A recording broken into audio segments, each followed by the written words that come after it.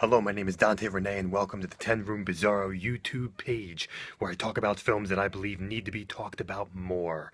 Tonight's film is 1979's Spaced Out, otherwise known as AKA Outer Touch. 1979, here it is. This is a DVD release from Jezebel. Sexy retro from the saucy 70s, and it looks like it's put out by Salvation, and also Image Entertainment. It looks like it's all like in conjunction with each other. Here it is. This looks to be the only Region 1 DVD release of this film, Spaced Out. Here it is, right here, 1979's Spaced Out. Now, if you see the VHS, you can find some VHS copies of this film on Amazon or eBay, and the cover art is different. I mean, this is actually a photo of someone who's not in the film, but the cover art on the VHS actually has like an art piece on it, some really cool, like late 70s, early 80s looking type comic artwork, so to speak. Now, on the back of this, we have black and white images, but do not be fooled because this film is in splendid, bright color. So I have no idea why it's black and white on the back, but let's get into Spaced Out 1979, also known as Outer Touch. This is a film that I discovered merely by doing research online, and all of a sudden I discovered it a couple of days ago. I would have never known about this film, and I bought it brand new on Amazon for about $9, amazing price, and even the VHS isn't too expensive if you want to get that as well. Now they say that there are some various cuts circulating around. This particular cut is 77 minutes, but on IMDb it says it's 84 minutes. So I hope this thing is not cut. I'd be curious to see what the VHS tape has, but there's supposedly a lot of different cuts out there. So let's get into this movie a little bit. Essentially, what we have here is a is a British film. Majority, almost everyone in here is has a British accent, minus one person. Yes, minus one person, and you might know her as Felicity from my other YouTube review, the movie Felicity, Glory Ann, and that's right. I believe a exploitation actress, a Canadian actress. She's in this film. She's the only one that does not have a British accent. And this is a film, essentially, where we have a couple people who were on Earth, and we have a couple, we have a single guy, and we have like a younger kind of teenage guy who's, each person has their own sexual story, so to speak. And then all of a sudden, a spaceship lands and invades their world, a spaceship of women, three women who've never seen men before. And what happens is the entire film is on the spacecraft. The people from Earth go onto the spacecraft goes out into the midnight universe, and essentially the movie takes place in there.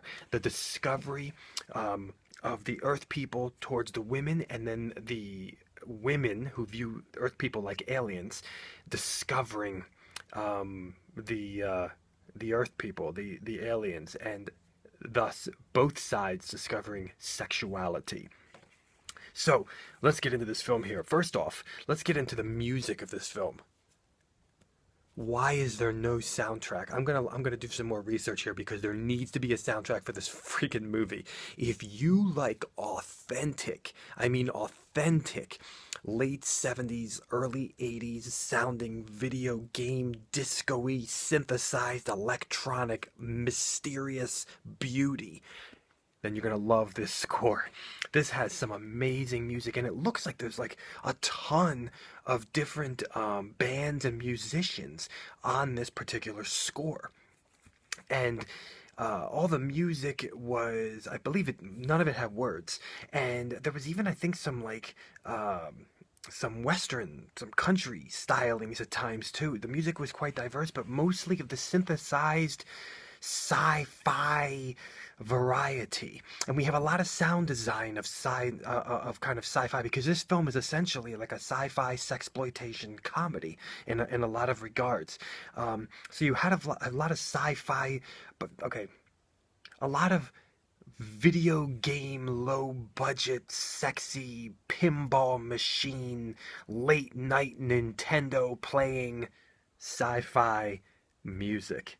You got all those words together? That's what the music is like in this film. Freaking awesome. So many soundtracks today, people are trying to kind of replicate this music from the 70s and 80s, and I'm not saying the new stuff isn't good, but this is the authentic crap right here, folks. And we go into the cinematography of this film. Wow, is this thing colorful? Really working with lots of neons and fog, and even the sets. I mean, obviously, these are all sets inside the spacecraft.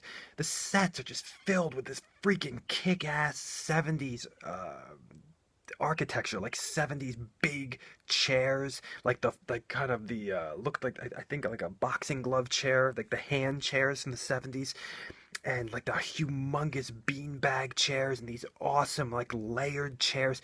Some of the most amazing chairs, some of the most amazing 70s chairs that you would see in like a sunken living room house, from the Brady Bunch, but better. Maybe from a porn shoot. Yeah, definitely.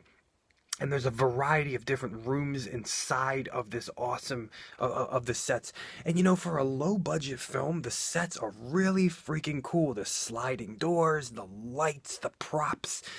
And at one point, one of the props kind of breaks off in one of the actresses' hands, and you don't know if that was intentional or not, but it's funny, and the film's supposed to have some humor in it, so it works perfectly great. Um, just really, really a colorful comic booky. Like, you remember the backlights on pinball machines from the 80s and the 70s? That's what this film looks like, come to life. I said that about another film called The Lost Empire by Jim Wynorski that I also reviewed on this YouTube page that you can find. Um, and this is another film that really reminds me of late night, sexy, low budget sci-fi weirdness. You know what I'm saying? And we go into really the genres of this film. What is this? Okay, well, definitely you can see from the cover here, and if you do some research on this film online, you can see that this film definitely is of the sexploitation variety, definitely right off the bat. And you would think, okay, this is a sex comedy as well, mixing sci-fi. Okay, this is going to be cool. But I got to tell you that this is not your typical sex comedy at all. In the comedy realm, I mean. The comedy in here is actually quite witty. It's dark. It's really straight. The comedy in here is actually really, really straight, and it's not your typical goofball comedy at all. There's a lot of intelligence in it. There's a lot of wit in it. There's even a little bit of philosophy in it, and there's even a freaking jukebox that is like a philosopher or a psychiatrist in this movie. It's really freaking crazy. Um, And so the comedy in here, at the end of the movie, there's a little bit of that feel of a typical sex comedy, but for the majority of the film, it's really not. It's a much more wittier British sense of humor, but not really British sense of humor either. I really got to be honest.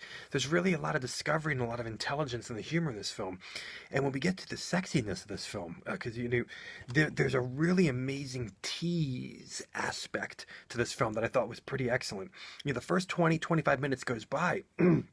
And you haven't seen any nudity, and then all of a sudden the nudity erupts, and you have like, of course, simulated sex scenes, but with some humping in there, and you have breasts, and you have butts, and everything else, and even a little bit of the front of a vagina. Glory Annan in this like really sexy plastic suit that she's wearing, and a lot of guys' butts too in this movie, and so there's a lot of like the just really kind of sexy simulated sex scenes that are not that short. Actually, they're perfectly paced.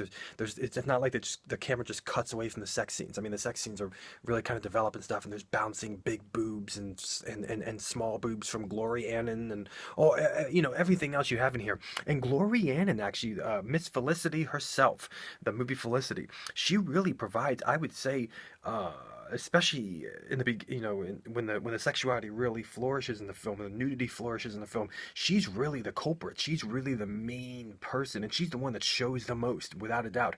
And she's also the one that has the most crazy outfits in the film. I mean, she's almost like Alice Cooper on stage. She's almost changing outfits, like a theatrical Broadway production. She's changing outfits throughout this entire film, and the outfits are sexy and weird and wild and crazy. And definitely the outfits in this film are freaking gold.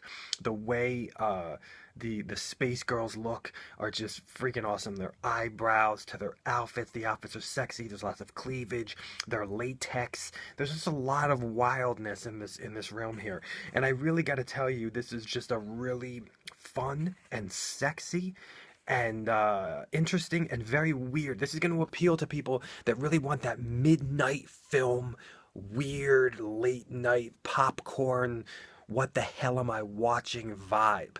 Um, there's almost the whole film takes place in the spacecraft while the three space women and the Earth people are just interacting in their different relationships and different discoveries sexually and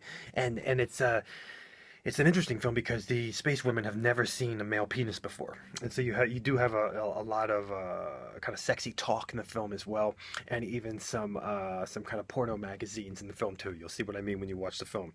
But this is a really gives me a late night, midnight feel, if you catch my drift. Without a doubt, it definitely does, and it makes me feel really like a gosh it just has that midnight film, man. That midnight film vibe. And this is an undiscovered classic. If this sounds good to you, then you definitely got to get it. This is Spaced Out. This is Spaced Out, 1979, Spaced Out, otherwise known as Outer Touch, aka Outer Touch. It actually says that on the bottom right there. There it is, folks, starring Gloria Annan from Felicity, and the three girls on the spaceship. While this is not one of them, they're all attractive in their own way. They really have that kind of that striking kind of weird sci-fi presence. I don't really know how to describe it. And even the one girl from Earth also has a sexiness about it, this redheaded British woman. So folks, this is it, 1979 Spaced Out. Thank you so much for watching the 10 Room Bizarro YouTube page, where I talk about films that I believe need to be talked about more, and this is one of them. Please feel free to check out all my other reviews in this page, and please feel free to check out my own personal films at youtube.com/poopy diarrhea. Thank you so much, and good night.